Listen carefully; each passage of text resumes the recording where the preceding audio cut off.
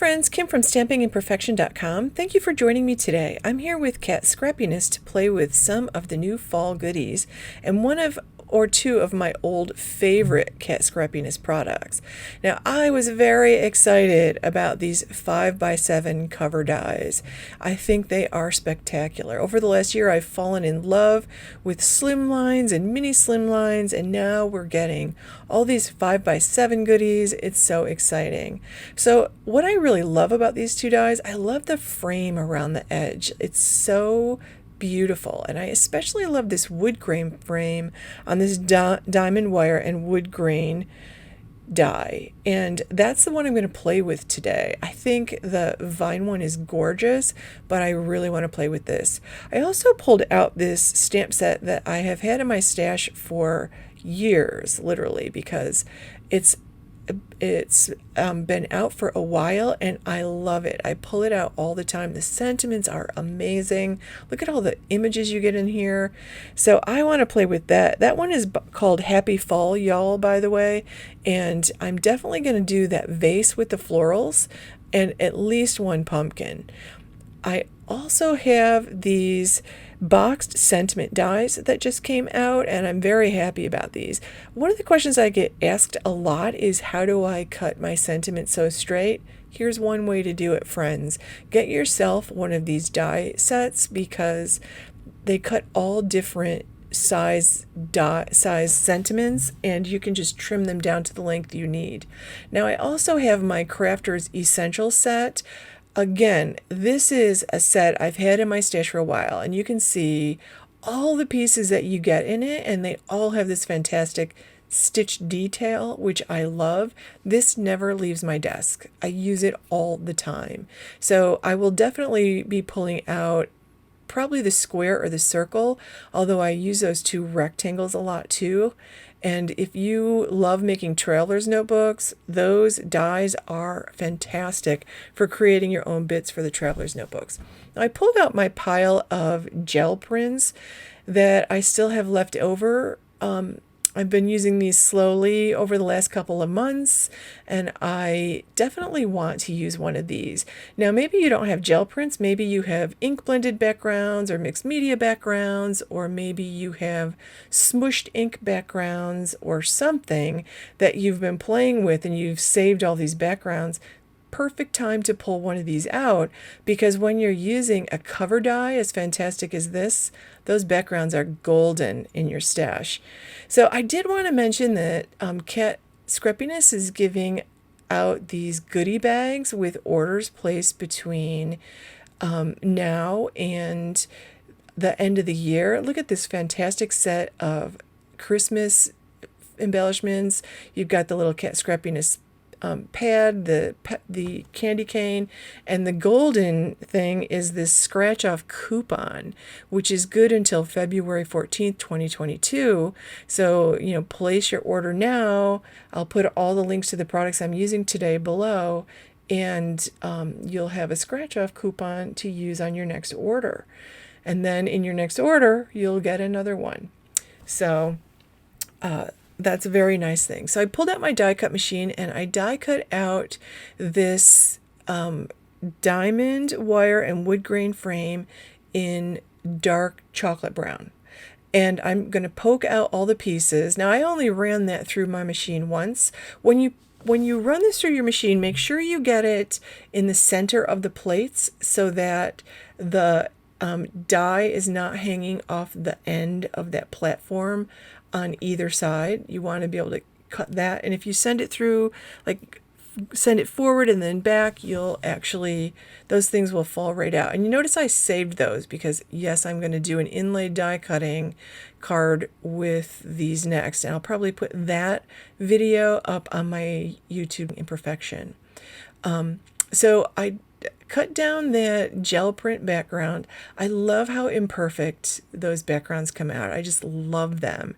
And I think that looks really fun. I love the color with the chocolate brown, and I'm really glad I had that there. So I cut down my card base at 7 by 10 and then I folded it in half. So my final card is 5 by 7, but I did have a little white hanging around all four edges of my frame. So I decided to use some Spiced Marmalade Distress Oxide just to add a little color to the edge so that the bit that's hanging out around my frame is actually a nice orange color. So I'm using a little bit of liquid glue to adhere this panel to the back of my frame. And I didn't put any glue on the wire bits, although I could have. I figured when I put my, when I color in my images and cut them out and put all the stuff I have for the top on there, it'll actually hold that diamond pattern down nicely.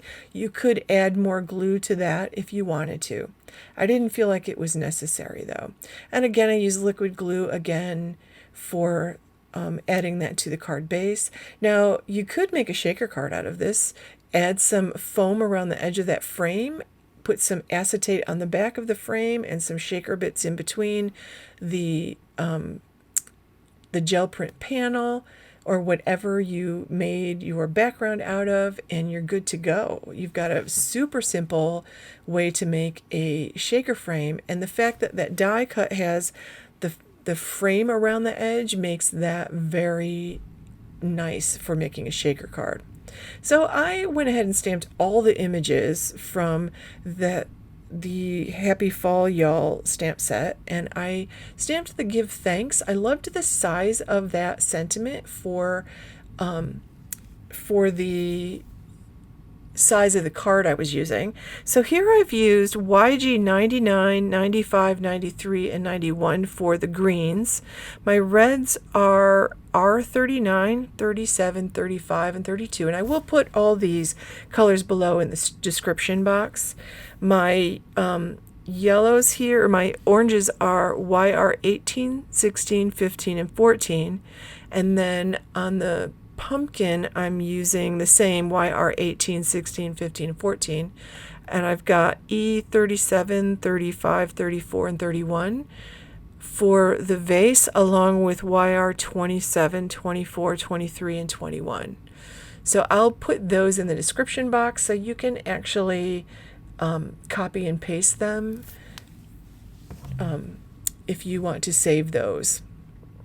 So I do pretty quick coloring. You can see I start with my darkest color, then my next color. Sometimes I use 3 different shades like I am here. Sometimes I use 4. It depends on what I'm coloring in. And I love this. I'm loving this, the YG 99, 97, 93. No, it's 99, 95, 93, 91 for greens lately. I don't know why. And this is an especially nice combination for pumpkins. This is the YR 18, 16, 15, and 14. It gives you a nice orange pumpkin with some almost yellow orange with the lightest color there. And I keep it really simple, and I try not to agonize over it. So I am going to go ahead and die cut these out when I'm done, and I'm just going to do this one vase and the larger of the 2 pumpkins, and I'll save those other bits for another card. Those never go to waste, and I will die cut out my Give Thanks sentiment. So I am going to use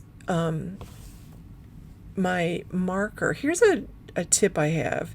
I have these journaling pens, and I love just cleaning up my edges when I color. Sometimes a little bit will stray outside the lines, but one of the instructors that I've taken classes from over the last couple years always outlines her images and goes over the stamped part like this, and it really cleans up the edges of your coloring. So I always do this, and I go nice and slow, you can see, but it cleans it up and it darkens it a little bit in case you colored on the lines, and I always think that it just brightens up your image a little bit.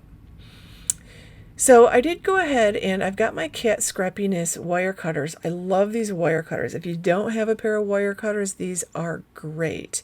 And I'm going to use, you can see the nice big sentiment die here is perfect for this give thanks sentiment. So if I'm making a larger card, I want a larger font size. So I go ahead and put that down, and I'll you can see how I centered it there, and I will probably cut a little bit off the right hand side of that sentiment. So I run that through my little tiny machine here, and it's so easy to get it straight. Like, this is a wonderful thing. I'm so happy to have these sentiments. And I did go ahead and trim it down a little bit on that right hand side. I use my nice big shears so that I can make one big straight cut, and my sentiment is done and perfectly straight. I don't have to worry about it.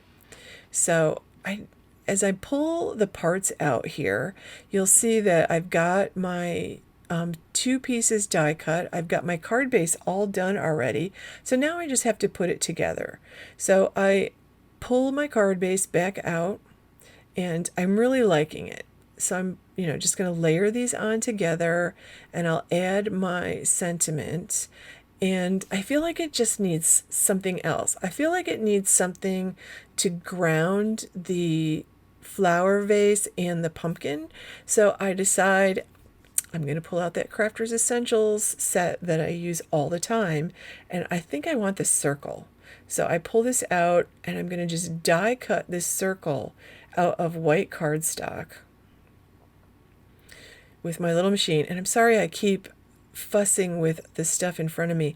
My workspace is really small. I decided to start crafting in my living room this summer, where the air conditioning is, instead of my basement where the humidity is.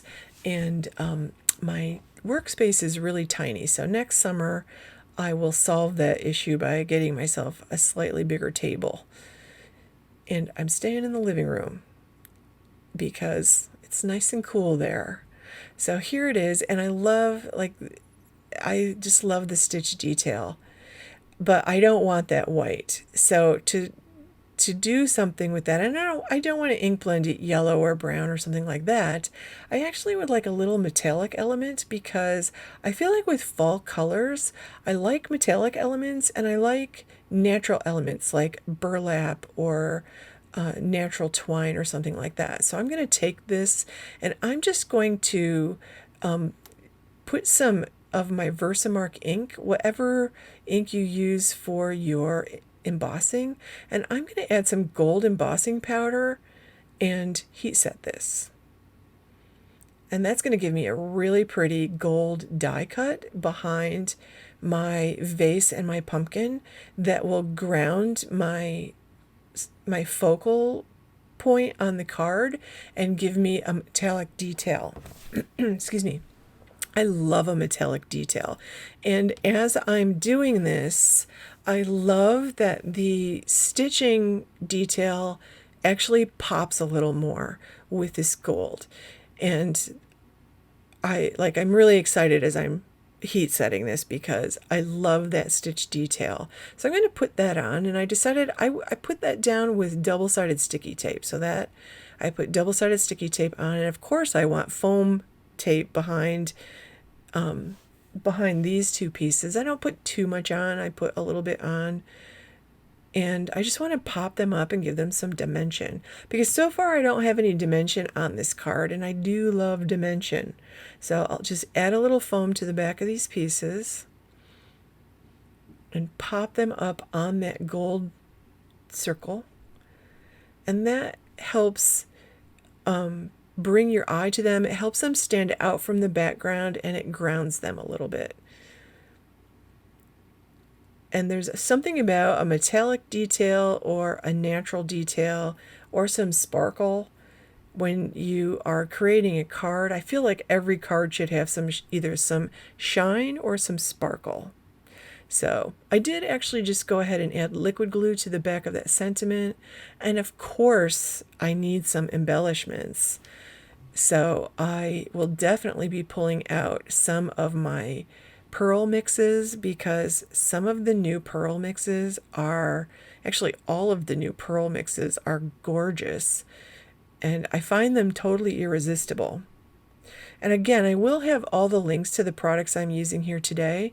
And I pulled out the Jasper Stone Pearl Mix. I used that on my last card. And I decided to go with the Forest Glen Pearl Mix. This is a gorgeous, like, green. It's got some really beautiful light brown. It's so pretty. And the combination is just so nice. Actually, when I put it on the gold, I felt like the pearls got lost. So I decided I wanted to keep the pearls on the darker colors.